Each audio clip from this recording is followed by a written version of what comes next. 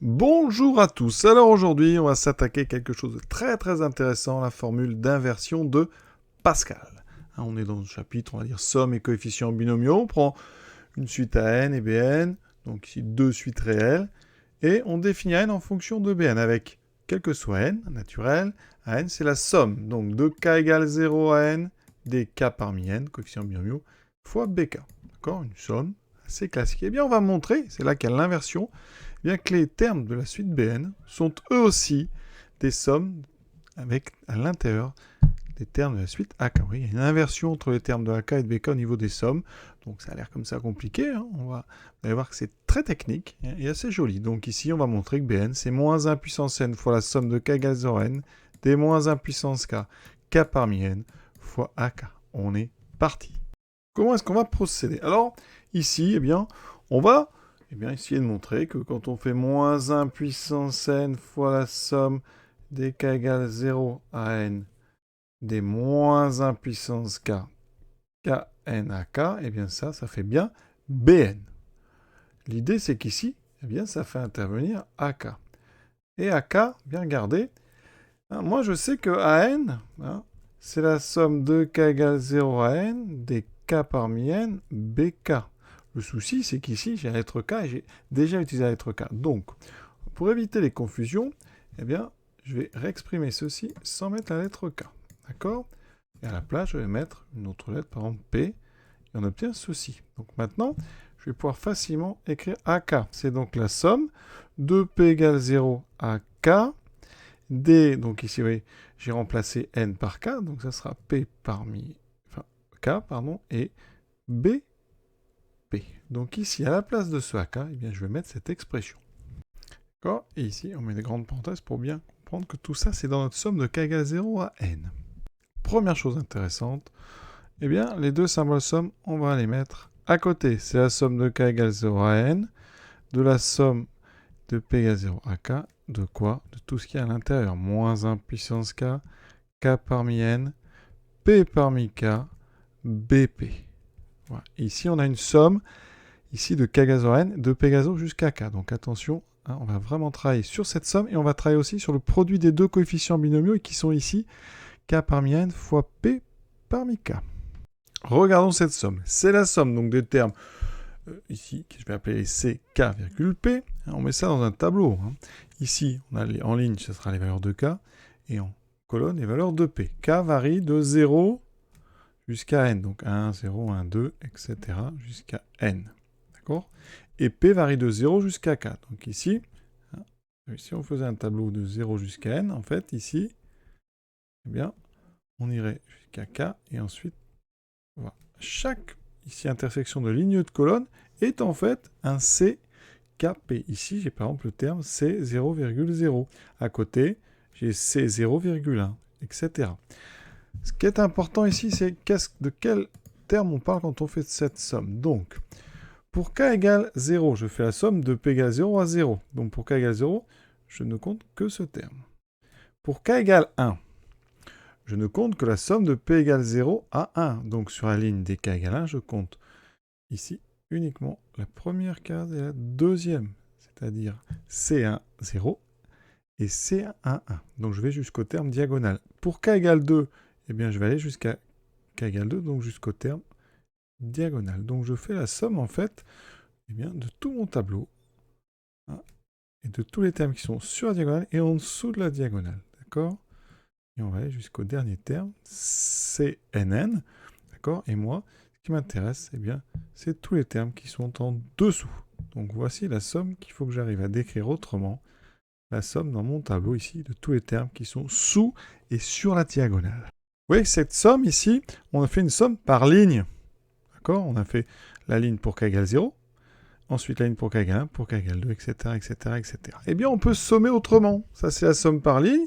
Regardez si on sommait par colonne, c'est-à-dire en commençant par la première colonne.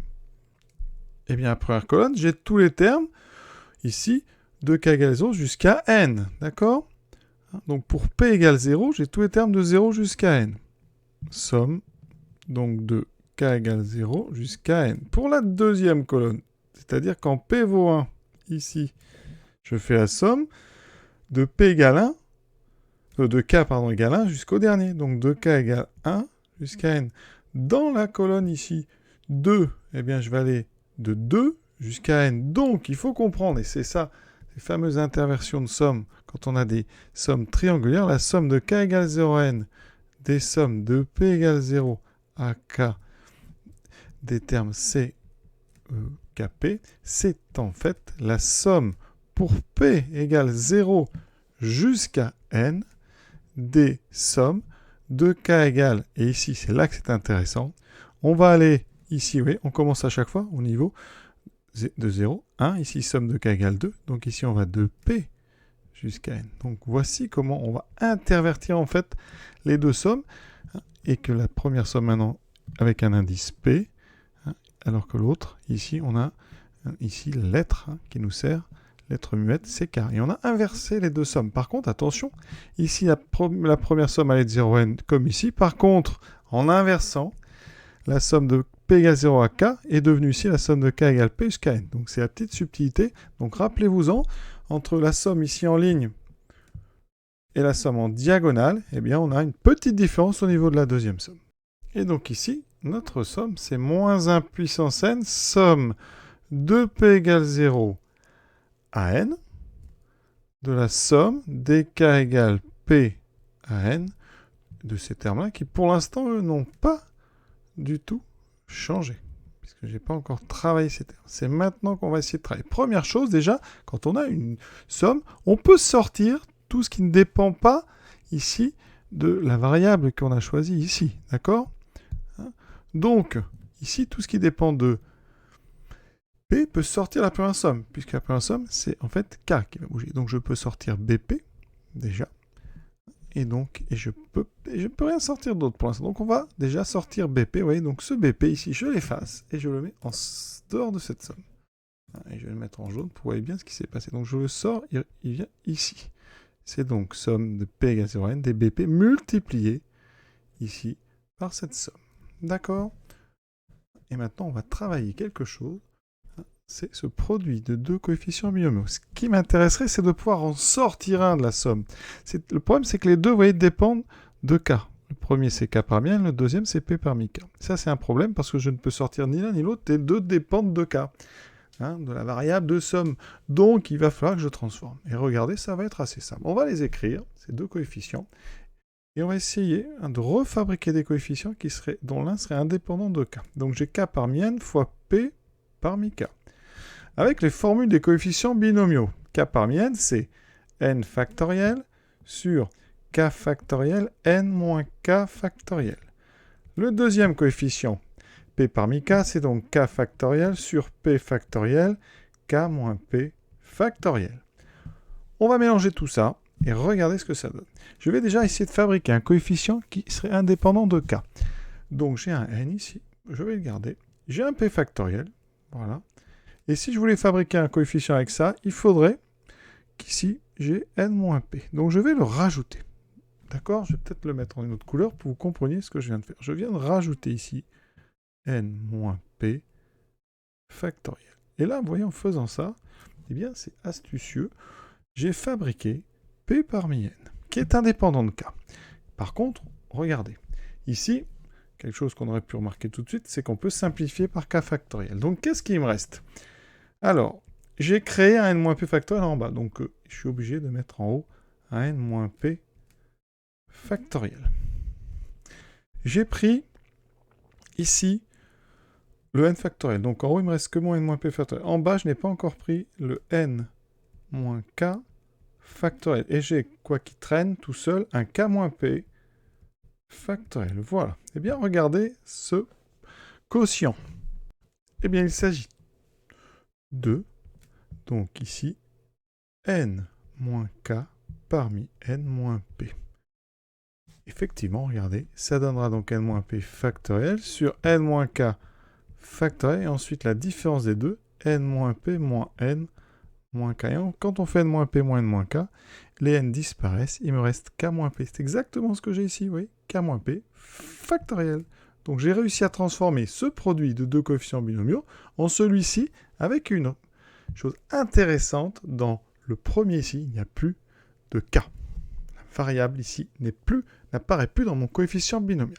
Et j'obtiens donc la somme de P égale 0 fois BP, ici avec le moins 1 puissance n devant, fois donc la somme de K égale P à n, des moins 1 puissance K, ici P parmi n moins K parmi n moins P. D'accord? Et ce qui est intéressant, c'est que ce coefficient binomial P parmi n, il ne dépend pas de K, donc on peut le sortir. Et donc on arrive à moins 1 puissance n, somme de P égale 0n, d, donc P parmi n, je l'ai sorti, fois BP, fois donc maintenant une somme de K égale P à n, des moins 1 puissance K, n moins K, n moins P. Par n moins K parmi n moins P. Voilà. On continue. Qu'est-ce qu'on va faire maintenant? Eh bien ici, on a une somme de K égale P à n, on va faire un changement d'indice, je vais poser K' égale K moins P, de façon à ce que la somme commence à 0. Petit changement d'indice, sans grande difficulté. Ici, on aura donc somme de P égale 0 à n d, P parmi n BP, fois la somme. Alors ici, hein, donc K' égale K moins P, ça veut dire que K est égal à K' plus P. Donc ici, quand K vaut P, K' vaut 0. Et ici, quand K vaut n, K' vaut n moins P. Ensuite, moins 1 puissance K, ça sera moins 1 puissance K' plus P. Et ensuite, on a n moins P, n moins K' moins P. Voilà. Et maintenant, on va, ici, d'abord transformer ce coefficient binomial avec cette fameuse relation de Pascal qui dit que, eh bien, K parmi n, c'est pareil que n moins K parmi n. Donc ici, eh bien, ça veut dire qu'on peut transformer ceci en prenant son complémentaire par rapport à n moins P. Donc, n moins K' moins P parmi n moins P, c'est pareil que, ici donc, n moins P, celui du haut, moins n moins K' moins P. Si vous regardez, ceci, eh bien, ça donne les n-p disparaissent, il me reste uniquement K' parmi n-p. D'accord? Je le remplace. Donc là, j'obtiens K' parmi n-p. Ensuite, astuce suivante. Il n'y a plus de lettre K, donc je peux très bien remplacer eh bien, K' par K sans aucune difficulté. Ensuite, autre petite astuce, j'ai un moins 1 puissance K plus P, je vais le transformer en 1 puissance K fois moins 1 puissance P. Et comme P est indépendant de K, je sors moins 1 puissance P. Je le mets en dehors de la somme. Alors maintenant, je vais vous rappeler la formule du binôme. Quel que soit n supérieur ou égal à 1, si on a A plus B puissance n, eh bien c'est la somme de K égale 0 à n, des K parmi n, à K, Bn moins K. Si n est non nul, ça marche très bien, quel que soit A et B. Même si A et B sont nuls, il n'y a pas de problème. Ça veut dire qu'ici, eh bien, la somme de K égale 0 à n moins P, quand n moins P est différent de 0, eh bien, des moins 1 puissance K, K parmi n moins P, eh bien ça, c'est le développement de quelque chose d'astucieux. Et je vais vous le mettre sous la bonne forme. C'est en fait la somme de K égale 0 à n moins P, des K parmi n moins P, fois moins 1 puissance K, fois 1 puissance n moins P, moins K. Ça fait 1 en fait, ceci, d'accord? Et donc, vous devez reconnaître moins 1 plus 1 puissance n moins P. Et moins 1 plus 1, ça fait 0. Et 0 à la puissance n moins P, quand n moins P est non nul, ça fait toujours 0. Ça veut dire que cette somme, elle vaut toujours quasiment 0. On a un petit problème pour n égale 0, mais déjà, dans toute cette somme, il va ne rester qu'un seul terme, celui qui correspond à n moins P égale 0. Tous les autres vont donner 0. Et donc, il va rester que le terme où n égale à P. Alors, ce terme ici, ça fait moins 1 puissance n. Donc, à chaque fois que n moins P non nul, ça fera 0. Donc, il va vous rester le terme où P est égal à n. Donc, ce terme, c'est simple. Je remplace P par n, ça fait n parmi n. Bn, moins 1 puissance n. Et la somme, alors ici, elle vaudra combien quand n moins P égale 0? C'est donc la somme de K égale 0 à 0. Donc, il n'y a qu'un terme. C'est moins 1 puissance 0. 0 parmi 0. Ouais, et 0 parmi 0, mais ça fait pas 0, ça fait 1. Et moins 1 puissance 0, ça fait 1. Donc ici, vous voyez, il vous reste moins 1 puissance n. N parmi n vaut 1. Bn, moins 1 puissance n, moins 1 puissance 0, ça fait 1. 0 parmi 0, ça fait 1. Il reste que ceci. Il reste une étape. Moins 1 puissance n fois moins 1 puissance n, ça fait moins 1 puissance 2n, fois Bn, mais moins 1 puissance n, c'est une puissance paire, ça fera plus 1, il me reste Bn.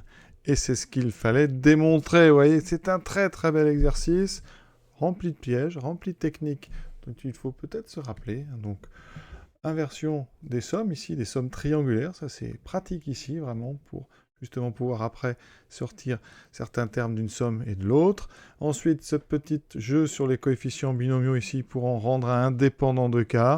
Relation de Pascal, ça c'est pas mal. Ensuite, on a fait un petit changement d'indice, je vous le rappelle.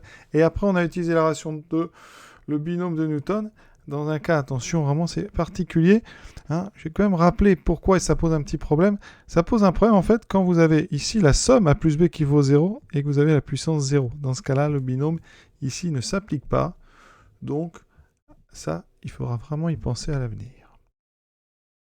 Je vous laisse méditer cette belle inversion de Pascal et à très bientôt.